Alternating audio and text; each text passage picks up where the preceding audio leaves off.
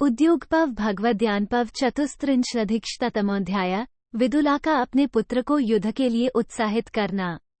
विदुला बोली, संजय, यदि तू इस दशा में पौरुष को छोड़ देने की इच्छा करता है तो शीघ्र ही नीच पुरुषों के मार्ग पर जा पहुंचेगा। 1।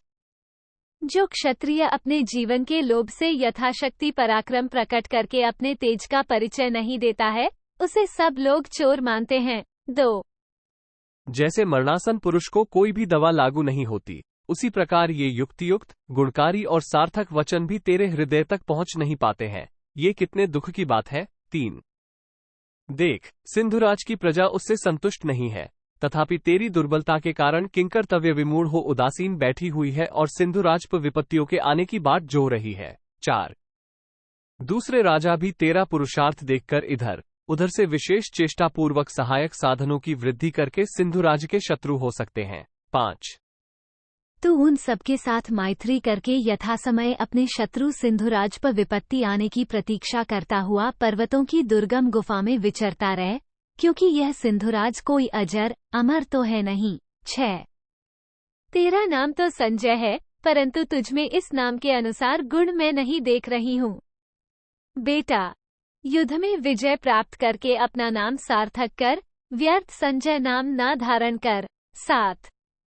जब तू बालक था, उस समय एक उत्तम दृष्टि वाले परम बुद्धिमान ब्राह्मण ने तेरे विषय में कहा था कि यह महान संकट में पड़कर भी पुनः वृद्धि को प्राप्त होगा। 8। उस ब्राह्मण की बात को याद करके मैं यह आशा करती हूं कि तेरी विजय होगी। तात, इसीलिए मैं बार बार तुझसे कहती हूं और कहती रहूंगी। 9। जिसके प्रयोजन की सिद्धि होने पर उससे संबंध रखने वाले दूसरे लोग भी संतुष्ट एवं उन्नति को प्राप्त होते हैं। नीति मार्ग पर चलकर अर्थसिद्धि के लिए प्रयत्न करने वाले उस पुरुष को निश्चय ही अपने अभीष्ट की सिद्धि होती है। 10। संजय, युद्ध से हमारे पूर्वजों का अथवा मेरा कोई लाभ हो या हानि, युद्ध करना क्षत्रियों का धर्म है, ऐसा समझकर उसी में मन लगा, युद्ध बंद न कर। 11। जहां आज के लिए और कल सवेरे के लिए भी भोजन दिखाई नहीं देता, उससे बढ़कर महान पापपूर्ण कोई दूसरी अवस्था नहीं है, ऐसा शंबरासुर का कथन है। जिसका नाम दरिद्रता है, उसे पति और पुत्र के वध से भी अधिक दुखदायक बताया गया है। दरिद्रता मृत्यु का समानार्थक शब्द है। 13। मैं उच्च कुल में उत्पन्न हो हंसी की भांति एक सरोवर से दूसरे सरोवर में आई और इस राज्य की स्वामिनी, समस्त कल्याणमय साधनों से संपन्न तथा पतिदेव के परम आदर की पात्र हुई। 14। पूर्व काल में मेरे सुहृदों ने जब मुझे सगे संबंधियों के बीच बहुमूल्य हार एवं आभूषणों से विभूषित तथा परम सुंदर स्वच्छ वस्त्रों से आच्छादित देखा, तब उन्हें बड़ा हर्ष हुआ। 15। संजय, अब जिस समय तू मुझे और अपनी पत्नी को चिंता के कारण अत्यंत दुर्बल देखेगा, उस समय तुझे जीवित रहने की इच्छा नहीं होगी। 16। जब सेवा का काम करने वाले दास, भरण पोषण पाने वाले कुटुंबी, आचार्य, ऋत्विक और पुरोहित जीविका के अभाव में हमें छोड़कर जाने लगेंगे, उस समय उन्हें देखकर तुझे जीवन धारण का कोई प्रयोजन नहीं दिखाई देगा। यदि पहले के समान आज भी मैं तेरे यश की वृद्धि करने वाले प्रशंसनीय कर्मों को नहीं देखूंगी तो मेरे हृदय को क्या शांति मिलेगी। 18। यदि किसी ब्राह्मण के मांगने पर मैं उसकी अभीष्ट वस्तु के लिए नहीं कह दूंगी तो उसी समय मेरा हृदय विदीर्ण हो जाएगा। आज तक मैंने या मेरे पतिदेव ने किसी ब्राह्मण से नाही नहीं की है। 19। हम सदा लोगों के आश्रयदाता रहे हैं, दूसरों के आश्रित कभी नहीं रहे, परंतु अब यदि दूसरे का आश्रय लेकर जीवन धारण करना पड़े तो मैं ऐसे जीवन का परित्याग ही कर दूंगी। 20। बेटा, अपार समुद्र में डूबते हुए हम लोगों को तू पार लगाने वाला हो। नौकाविहीन अगाध जलराशि, महान संकट में तू हमारे लिए नौक हो जा। हमारे लिए कोई स्थान नहीं रह गया है, तू स्थान बन जा और हम मृतप्राय हो रहे हैं, तू हमें जीवन दान कर। 21। यदि तुझे जीवन के प्रति अधिक आसक्ति न हो तो तू अपने सभी शत्रुओं को परास्त कर सकता है, और यदि इस प्रकार विषादग्रस्त एवं हतोत्साह होकर ऐसी कायरों की सी वृत्ति अपना रहा है तो तुझे इस पापपूर्ण जीविका को त्याग देना चाहिए। 22। एक शत्रु का वध करने से ही शूरवीर पुरुष संपूर्ण विश्व में विख्यात हो जाता है। देवराज इंद्र केवल वृत्रासुर का वध करके ही महेंद्र नाम से प्रसिद्ध हो गए। उन्हें रहने के लिए इंद्र भवन प्राप्त हुआ और वे तीनों लोकों के अधीश्वर हो गए। 23-24। वीर पुरुष युद्ध में अपना नाम सुनाकर, कवचधारी शत्रुओं को ललकार कर, सेना के अग्रभाग को खदेड़कर अथवा शत्रु पक्ष के किसी श्रेष्ठ पुरुष का वध करके जब ही उत्तम युद्ध के द्वारा महान यश प्राप्त कर लेता है, तभी उसके शत्रु व्यथित होते और उसके सामने मस्तक झुकाते हैं। 25-26।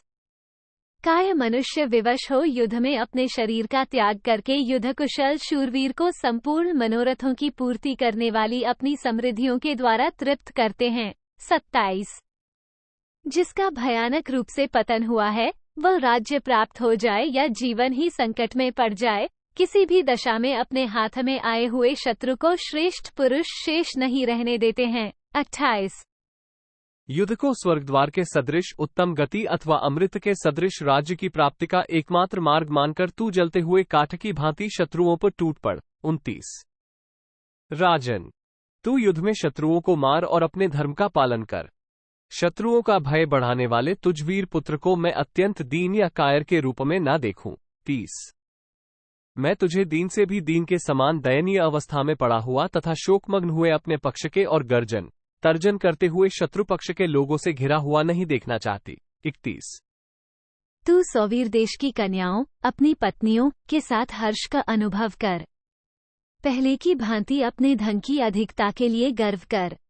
विपत्ति में पड़कर सिंधु देशीय शत्रु देश की कन्याओं के वश में न हो जा। 32। तू रूप, यौवन, विद्या और कुलीनता से संपन्न है, यशस्वी तथा लोक में विख्यात है। तुझ जैसा वीर पुरुष यदि पराक्रम के अवसर पर डर जाए, भार ढोने के समय बिना नथे हुए बैल के समान बैठ रहे या भाग जाए, तो मैं इसे तेरा मरण ही समझती हूँ। 33। यदि मैं ये देखूं कि तू शत्रु से मीठी मीठी बातें करता तथा उसके पीछे पीछे जाता है, तो मेरे हृदय में क्या शांति मिलेगी। 34। इस कुल में कभी कोई ऐसा पुरुष नहीं उत्पन्न हुआ जो दूसरे के पीछे पीछे चला हो। तात, तू दूसरे का सेवक होकर जीवित रहने के योग्य नहीं है। 35।